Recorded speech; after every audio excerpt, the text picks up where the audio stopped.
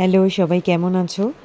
চলো রবিবারের ব্লগটা নিয়ে চলে এলাম। রবিবার আমি বেকড ফিশ বানিয়েছিলাম, আর বেকড ফিশে তোমরা সবাই আমাকে বলেছিলে যে রেসিপিটা দিতে। তো চলো রেসিপি নিয়ে চলে এসেছি। বেকড ফিশের জন্য মোটামুটি যখন রান্নাটা করবে তার ঘন্টা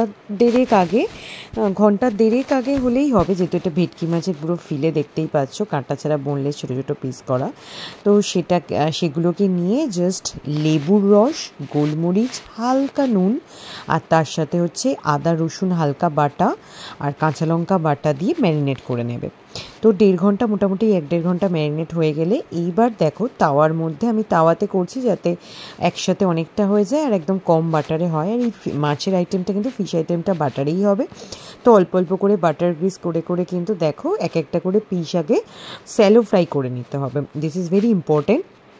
পিসগুলোকে স্যালো ফ্রাই না করে নিলে যখন তুমি বেকড করবে, বেকডের পর কিন্তু ফিশের যে একটা স্মেল সেটা কিন্তু সবাই হয়তো খেতে পারবে না। তো বেটার কি জাস্ট একবার করে শ্যালো ফ্রাই করে নেওয়া। দেখো হালকা ব্রাউনিশ। তো এরকমভাবে একটু ধৈর্য ধরে এগুলোকে নেড়ে চেড়ে একটু উল্টে পাল্টে, যেহেতু আমি ইন্ডাকশানে করছিলাম তো সেক্ষেত্রে আমার একটু তো টাইম লাগছিলো। তো যাই হোক, ভালোই হলো একটু একটু করে। আর দেখো পুরো তাওয়াটা ভর্তি।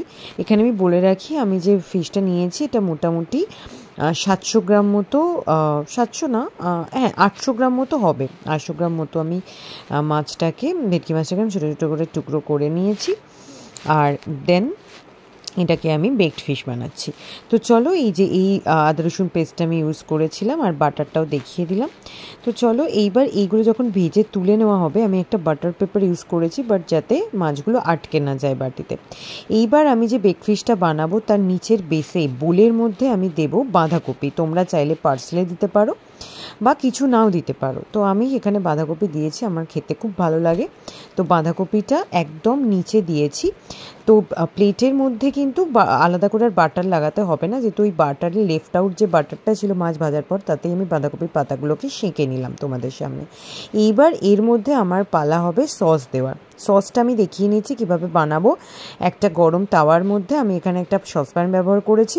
গরম তাওয়ার মধ্যে খুব লো ফ্লেমে বাটার নিয়ে তার মধ্যে প্রথমে কুচানো গার্লিক দিতে হবে, মানে তোমার রসুন দেবে। এইবার ওই রসুনের মধ্যে, রসুনটা একটু পোড়া পোড়া হয়ে এলেই তার মধ্যে অল্প ময়দা, মানে আমার এখানে ধরো 800 গ্রামে 2 চামচ, বড় চামচের 2 চামচ ময়দা আর 1 চামচ কর্নফ্লাওয়ার লেগেছে। আর তার সাথে ওটাকে মিক্স করতে হবে দুধ দিয়ে, কোনো জল দেবে না। তো এই যে দুধ নর্মালি মাদার ডেয়ারি বা যে কোনো ধরনের প্যাকেট দুধ পাওয়া যায়, ওই লিকুইড দুধটা দেবে। গুঁড়ো দুধ দিলে কিন্তু এটা এরকম ভীষণভাবে টাইট হয়ে যাবে, সেটা কিন্তু সসটা মাখো মাখো হবে না। তো চলো আমি এরকমভাবে করতে থাকবো। আর এর সাথে সাথে আমি কিছু জিনিস দিতে থেকেছি, যেমন নুন দিতে হবে, গোলমরিচ দিতে হবে, herbs, very important is herbs. তো আমি এখানে ইটালিয়ান হার্বস ইউজ করেছি, আর আমি ইউজ করেছি গার্লিক, যে গুঁড়োটা হয় ডাস্টটা, সেটা। আমি তো পিৎজা বানাই আর আমি হাফ রাইস এগুলো সব আমি বানাই, তোমরা জানো ইটালিয়ান ফুড। তো আমার সেই জন্য পিৎজা বানাই, তো সেই জন্য আমার কাছে এগুলো অলওয়েজ অ্যাভেলেবেল থাকে। তোমরা অলওয়েজ অনলাইনে হোক বা যে কোনো রিটেল শপে কিন্তু এগুলো পেয়ে যাবে, বা গ্রসারি দোকানে। তো এটা করতে করতে দুধ দিয়ে দিয়ে কিন্তু সমানই এটাকে নাড়তে হবে, যাতে একটু না ধরে যায়, পুড়ে গেলে বাজে লাগবে। তো তার সাথে দেখো এই যে গোলমরিচ আমি দিয়ে দিয়েছি, আর তার সাথে দেবে কাঁচা লঙ্কা কুচি, অল্প অল্প কাঁচা লঙ্কা কুচি দিয়ে দেবে।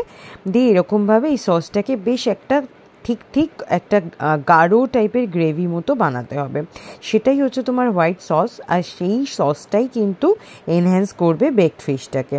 তো চলো, আর যেহেতু আমি বাটারে করেছি, আমি আগেই বলেছি বাটারেই রান্নাটা হবে। তো চলো, সসটা প্রায় যখন রেডি হয়ে গেছে, এইবার আমার কাজ হবে সসটা প্রথমে বাঁধাকপির ওপর কিছুটা দিয়ে দেবো লেয়ার করে করে। দেন তার মধ্যে আমি ফিশগুলোকে সুন্দর সুন্দর করে দিয়ে দিয়েছি, যে শ্যালো ফ্রাই করে রেখেছিলাম যে ছোটো ছোটো পিসগুলো। এখানে বলে রাখি, তোমরা চাইলে মাছের বড় ফিলে দিয়েও করতে পারো। আমি এগুলো ছোটো ছোটো দিয়ে করেছি, বিকজ আমার বাড়িতে গেস্ট আসার কথা এবং সবাইকে যাতে সুন্দর করে কেটে কেটে দেওয়া যায়, তাই আমি মাছটা টুকরো করে করেছি। তোমরা চাইলে বড়ো মাছ রেখেও করতে পারো। ধরো একটা লেয়ার ডান হয়ে গেল, এর মধ্যে আমি আবার একটু সস দিয়ে গ্রিস করে নিয়েছি। দেন আমি এটা কিন্তু ভীষণ হালকা বানিয়েছি, তার না ঝাল বেশি দিয়েছি আর না কিন্তু আমি এর মধ্যে বাটার বেশি দিয়েছি। তোমরা যতটা বাটার দেবে এটা ততটা টেস্টি হবে, এটা তোমাদের স্বাদ মতো। তো চলো, বাকি ফিশগুলোকে আবার একটা লেয়ার বানিয়ে সসের আমি ওপর থেকে দিয়ে দিলাম। তো এর মধ্যে ওপর থেকে কিন্তু দিয়ে দেবো ধনে পাতা দেওয়ার পর তোমরা আরেকটু চাইলে কাঁচা লঙ্কা কুচি দিতে পারো, আর সাথে যদি তোমরা চাও ওপর থেকেও হাফস ছড়াতে পারো। তো চলো, যেটুকু সস এদিক ওদিক ছিল সেটা দেওয়ার পর ওপর থেকে চিজ দিয়ে দিয়েছিলাম। চিজটা দেওয়ার পর কিন্তু আর কিছু করার নেই।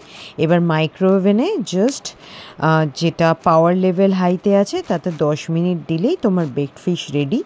আর বেকড ফিশে কিন্তু ওপর নিচ কিছু করতে হয় না, তো সে ব্যাপারে কোনো চাপ নেই। তো চলো, এই যে ফাইনাল লুক আমার চলে এসছে। আর আমি রেজালাও বানিয়েছিলাম, রেজালাটার রেসিপি আমি অলরেডি মটনে শেয়ার করেছি। জানিও কেমন লাগলো ভাই, আর ভালো লাগলে লাইক শেয়ার সাবস্ক্রাইব করে দিও।